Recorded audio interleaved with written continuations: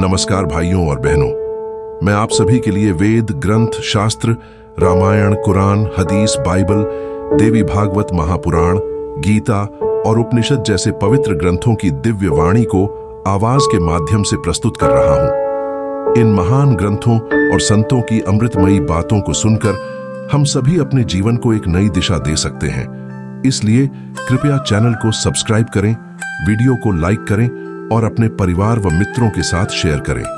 आपके सहयोग के लिए दिल से धन्यवाद। जय हिंद, जय धर्म। पेज 46, दीक्षा और समर्पण। दीक्षार्थ: हमने अपने आप को सच्चे दिल से सद्गुरु के चरणों में अर्पण कर दिया। जब कलह प्रिय कलियुगी संयोगी गुरु सब हमसे लड़ने लगे, तब हमने अपना मुहक्कम यानी गुरु आज्ञा पत्रिका रुक्का उनके सामने पेश कर दिया। ले बांझ भावार्थ: हमने अपने पूरे मन और आत्मा से अपने जीवन को सद्गुरु को समर्पित कर दिया। जब संसार के झूठे और कलियुगी गुरु हमसे विरोध करने लगे, तब हमने अपने सच्चे सद्गुरु की दी हुई आज्ञा को उनके सामने रख दिया और कहा, इसे पढ़ो, यही मेरा मार्ग है। निर्भयता और विश्वास: सद्गुरु के सच्चे उपदेश में चित्त लगाने से निर्भय हो गया। अब तो दूसरी आशा ही न रही। राम नाम शब्द को विश्वास कर वृत्ति भी छक गई। भावार्थ: सद्गुरु के उपदेशों को सच्चे मन से अपनाने के बाद मेरे भीतर का डर समाप्त हो गया। अब जीवन में किसी और चीज की इच्छा ही नहीं बची। केवल राम नाम में ही विश्वास है, जिससे मन पूरी तरह तृप्त हो गया। सद्गुरु की कृपा: सद्गुरु ने बड़ी दया की कि अमर स्वरूप की बोली कान में सुना दी। अब तो हंसा अमृतफल खाके सद्गुरु शरण रूपी शीतल छाया ही में आनंद आनंद हो गया। भावार्थ: सद्गुरु ने मुझ पर इतनी कृपा की कि अमृतत्व का रहस्य मेरे कानों में फूंक दिया। अब यह आत्मा हंसा दुनिया के बंजर फलों को छोड़कर केवल सद्गुरु की शीतल छाया में ही सच्चा आनंद पा रही है। सद्गुरु पारस समान अच्छी तरह सोच समझ कर देख लो। सद्गुरु वह पारस मणि या जीता जागता ज्योत है, जिसके स्पर्श से जीव रूप लोहा सोना ही नहीं बनता, किंतु पारस रूप बन जाता है एवं प्रेमी पड़ोसी भी अपना दीपक संभाल के घर प्रकाश कर लेता है।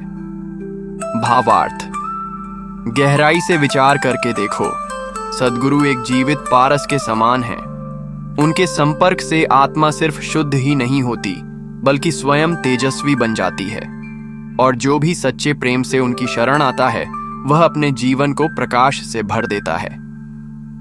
सद्गुरु की शरण का महत्व: ऐसे सद्गुरु की शरण जो मोहवश नहीं आते, उन्हें बारंबार कल्याण में विघ्न होता है, यानी नर जन्म व्यर्थ में जाता है, क्योंकि तीनों लोक में काल का सद्गुरु बिना उससे कोई नहीं बचता न बचेगा। भावार्थ: जो मोह या भ्रम के कारण सच्चे सद्गुरु की शरण नहीं लेते, उनका जीवन बार बार व्यर्थ जाता है, क्योंकि बिना सद्गुरु के कोई भी मृत्यु के चक्र से नहीं बच सकता, न इस लोक में, न परलोक में, न ही स्वर्ग में। पेज 47, साखी: सद्गुरु तो सद्भाव है जो असभेद बताए। धन्य शीश धन भागती ही जो ऐसी सुधि पाए।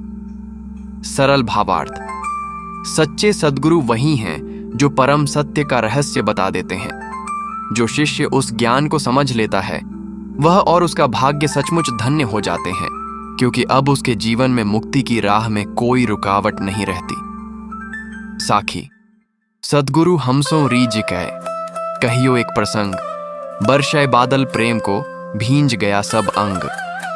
सरल भावार्थ: जब सद्गुरु मुझ पर प्रसन्न हुए तो उन्होंने एक ही बात समझाई, लेकिन वह बात इतनी प्रेम से भरी थी कि जैसे प्रेम की बरसात हो गई और मैं पूरी तरह से प्रेम में भीग गया। साखी: सद्गुरु बादल प्रेम के हम पर बरस्यो आए, अंतर भींजी आत्मा हरि भई बन राय। सरल भावार्थ: सद्गुरु प्रेम के बादल बनकर मुझ पर बरस पड़े। मेरी आत्मा भीतर से भीग गई और जैसे सूखा जंगल हरियाली से भर गया, वैसे ही मेरा जीवन आनंद से भर उठा। साखी: हरि भई सब आत्मा शब्द उठे गहराए, डोरी लागी शब्द की ले निज घर कूंज आए। सरल भावार्थ: जब सद्गुरु का गहरा ज्ञानमय शब्द आत्मा में समा गया, तो वह आनंद से हरी भरी हो गई। उस शब्द से एक डोरी बंध गई और उसी के सहारे आत्मा मोह की नींद से जागकर अपने असली घर यानी परमात्मा की ओर चल पड़ी। साखी हरी भई सब आत्मा, सतगुरु सेव्या मूल, चहुदिश फूटी बासना, भैया कलीसों फूल। सरल भावार्थ, सदगुरु की सेवा से आत्मा प्रसन्न होकर हरी भरी हो गई। जैसे किसी पेड़ की जड़ में पानी डालो तो सारी शाखाएं खिल जाती हैं, वैसे ही जीवन के सारे कामों की जड़ सदगुरु की सेवा है, जिससे आत्मा खिले हुए फूल की तरह हो जाती है। साखी सतगुरु हमसो भल कही, ऐसी करे न कोय, तीन लोक जम फंद में, पला न पकड़े कोय। सरल भावार्थ, सदगुरु ने जो हमारे लिए किया वैसा कोई और नहीं कर सकता। उन्होंने हमें ऐसा ज्ञान दिया कि अब तीनों लोकों और यमराज के जाल भी हमें नहीं छू सकते। हम पूरी तरह से सुरक्षित हो गए हैं। पेज 48। सदगुरु की बात सबसे श्रेष्ठ सदगुरु ने जो हमें बताया वह बहुत ही कल्याणकारी और शुभ है। तीनों लोकों पृथ्वी, पाताल, स्वर्ग में यमराज का जाल फैला हुआ है, पर जब सदगुरु का साथ होता है तब कोई भी हमें बांध नहीं सकता। सदगुरु की कृपा से हम मुक्ति पा सकते हैं। सदगुरु मिले तो सब कुछ मिल गया।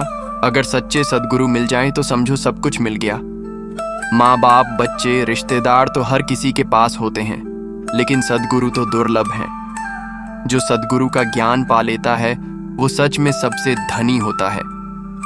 ज्ञान का उजाला सच्चे सदगुरु से मिलने पर हमारे भीतर का अज्ञान मिट जाता है, भ्रम और संदेह की दीवार टूट जाती है और आत्मा का प्रकाश प्रकट हो जाता है।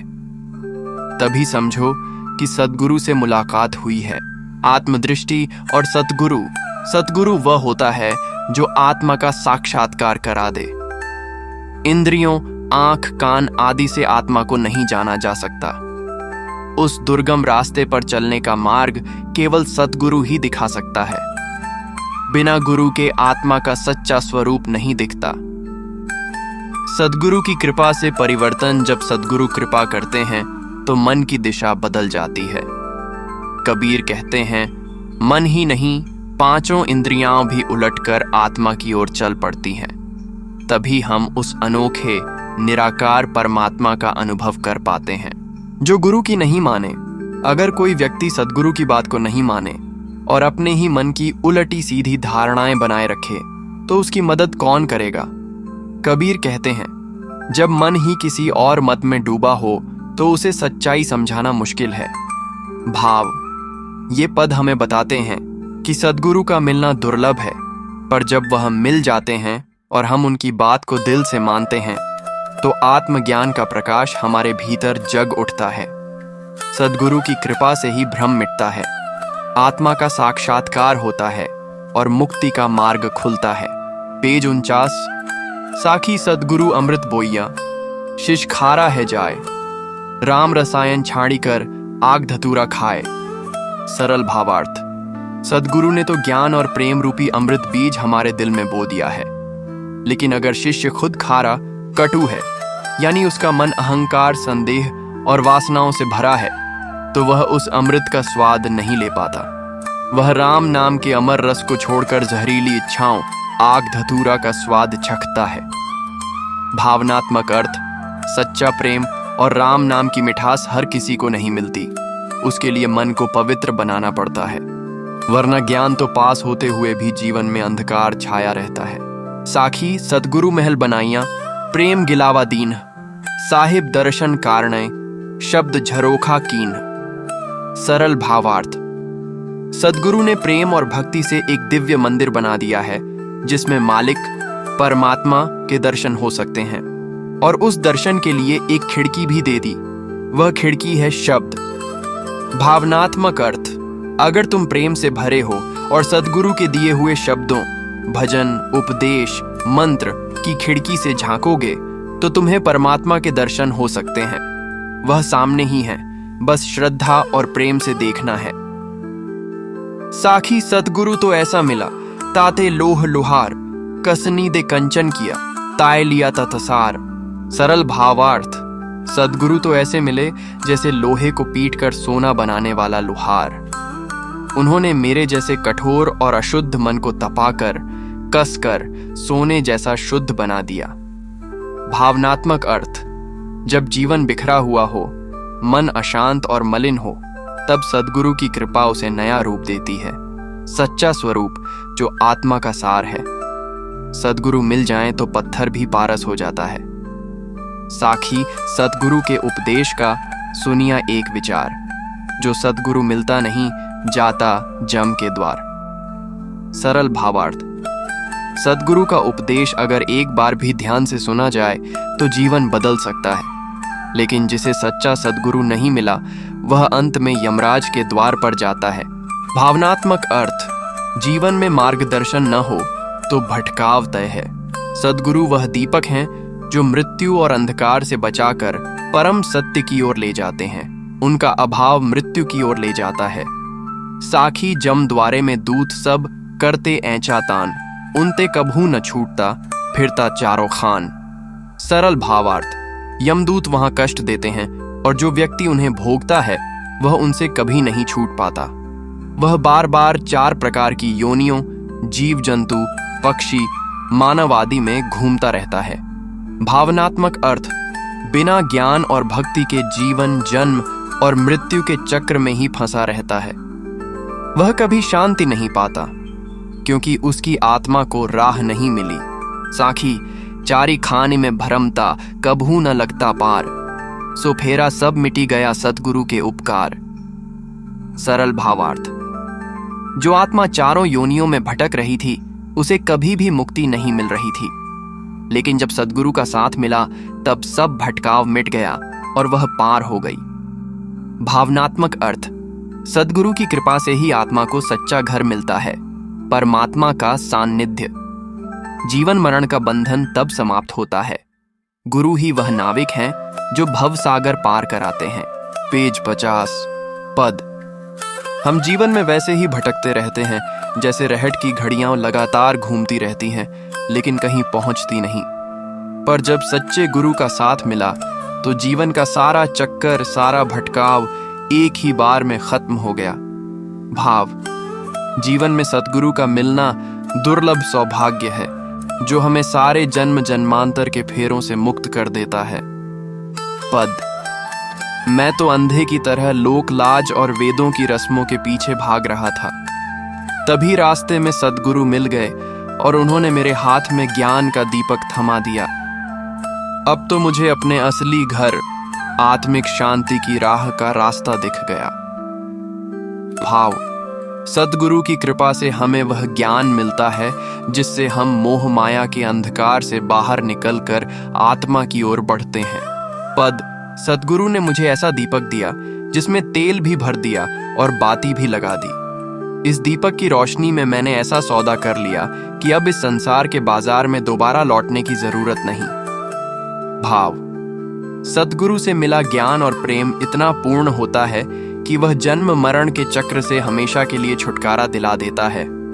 पद: जब कोई मन, वचन और कर्म से पूरे मन से सद्गुरु की सेवा करता है तो सद्गुरु स्वयं हृदय में प्रकट हो जाते हैं और जीवन के सारे दुख ताप मिट जाते हैं।